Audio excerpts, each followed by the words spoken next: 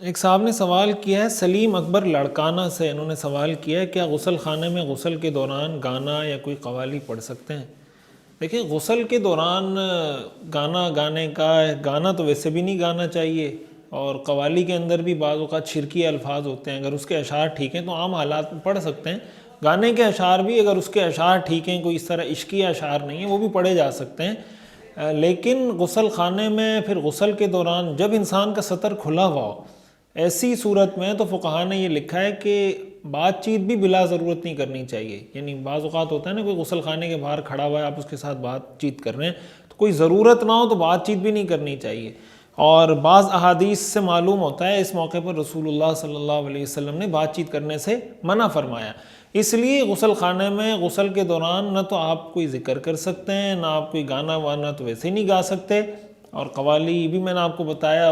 یعنی اپنی زبان کو حرکت نہ دیں کسی بھی چیز سے، نہ دعا پڑھیں، نہ باتیں کریں، نہ گانا گائیں، نہ قوالی، کچھ بھی غسل کے دوران آپ نہیں کر سکتے، نہ استنجا کے دوران، نہ غسل کے دوران۔ جب وہاں سے نکل جائیں پھر جو جائز چیزیں ہیں وہ آپ کر سکتے ہیں، جو ناجائز چیزیں ہیں وہ نہیں کر سکتے۔ اگر میرے پاس حرام مال کا 1 روپیہ ہے تو کیا اس کو میں کسی کافر یا ضرورت مند کو دے دوں تو اس کے لیے 1 روپیہ کیا ہوگا؟ دیکھیں جو حرام مال کا 1 روپیہ ہے تو وہ آپ کافر کو نہ دیں، کافر کو بھی دے سکتے ہیں، بعض حضرات نے گنجائش دی ہے، لیکن اگر آپ کو آپ یہ پوچھنا چاہ رہے ہیں کہ 1 روپیہ دینا کسی کو مشکل ہے تو بھائی 10 روپے دے دیں، 20 روپے دے دیں، کچھ اپنی طرف سے ملا کے دے دیں، تو جو باقی ہیں اس میں آپ ثواب کی نیت کر سکتے ہیں، اس میں آپ ثواب کی نیت نہیں کر سکتے۔ جو واجب التصدق مال ہوتا ہے نا، یعنی جو حرام طریقے سے کمایا گیا مال ہوتا ہے، اس کو صدقہ کرنا واجب ہوتا ہے، اور اس میں آپ ثواب کی نیت نہیں کر سکتے، یعنی بغیر ثواب کی نیت سے، جیسے آدمی کوئی کچرا پھینکتا ہے نا، اس طرح آپ کسی کو دے دیں کہ بھئی یہ آپ لے لیں، اور اس میں دل میں ثواب کی نیت نہ کریں۔ اس کو یہ بتانا ضروری نہیں کہ میں آپ کو حرام مال سے صدقہ دے رہا ہوں، یا اس کو یہ باتیں بتانا ضروری نہیں، بلکہ آپ بتائیں گے تو شاید وہ لے گا بھی نہیں، لیکن دل میں اس میں کوئی ثواب کی نیت نہیں ہونی چاہیے۔ اسی میں ایک بات میں یہ بھی بتا دوں کہ جو واجب التصدق مال ہوتا ہے، یہ آپ، بعض حضرات نے یہ لکھا ہے کہ آپ یہ صرف اس شخص کو دے سکتے ہیں جس کو زکوٰۃ دی جا سکتی ہے، یعنی جو زکوٰۃ کا مستحق ہے یہ مال آپ اس کو دے سکتے ہیں صرف۔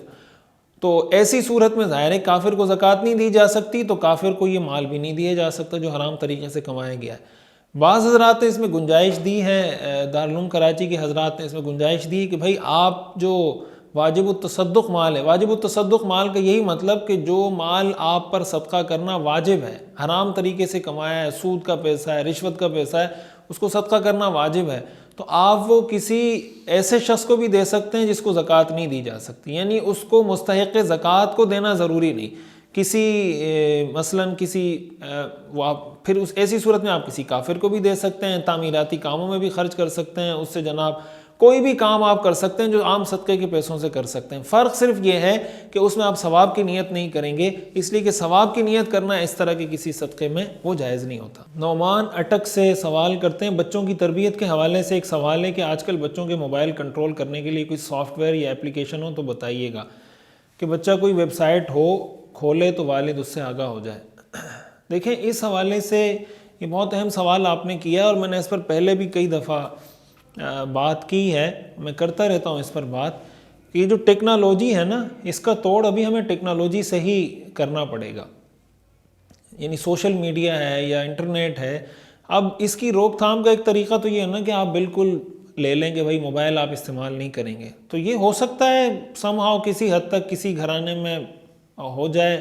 اپلیکیبل اور لوگ اس کو ایڈاپٹ کر لیں، بٹ مجموعی اعتبار سے اگر ہم معاشرے پر نظر ڈالیں تو یہ اس کا حل نہیں ہے۔ اس کا حل اب یہی ہے کہ آپ ٹیکنالوجی کے ذریعے ٹیکنالوجی کا توڑ پیش کریں، اور اس کے لیے بہت ساری ایسی اپلیکیشنز بنی ہوئی ہیں، پیرنٹل اپلیکیشنز کہلاتی ہیں، آپ پلے اسٹور پہ جا کے سرچ کریں، یوٹیوب پر جا کر سرچ کریں پیرنٹل اپلیکیشن،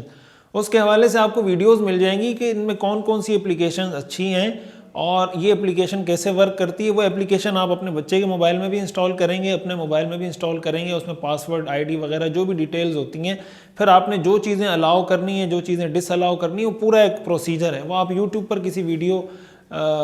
سرچ کر کے آپ دیکھ لیں۔ میں خود بھی کوشش کروں گا اس پر میں کبھی کوئی ویڈیو یعنی ٹیکنیکلی بنا سکوں کہ بھائی اس میں کون کون سے آپشن یوز کیے جا سکتے ہیں۔ آپ کا یہ سوال جب میں نے پڑھا تھا تو میں نے ڈاکٹر ذیشان الحسن عثمانی صاحب ہیں، میں نے ان کو بھی میسج کیا ہے کہ آپ کی یہ فیلڈ ہے تو آپ اس پر کوئی ویڈیو ریکارڈ کروائیں، تو انہوں نے مجھے کہا تھا کہ مجھے اس حوالے سے معلومات بھی ہیں اور میں اس پر ویڈیو بھی ریکارڈ کرواؤں گا. تو ہماری کوشش ہوگی کہ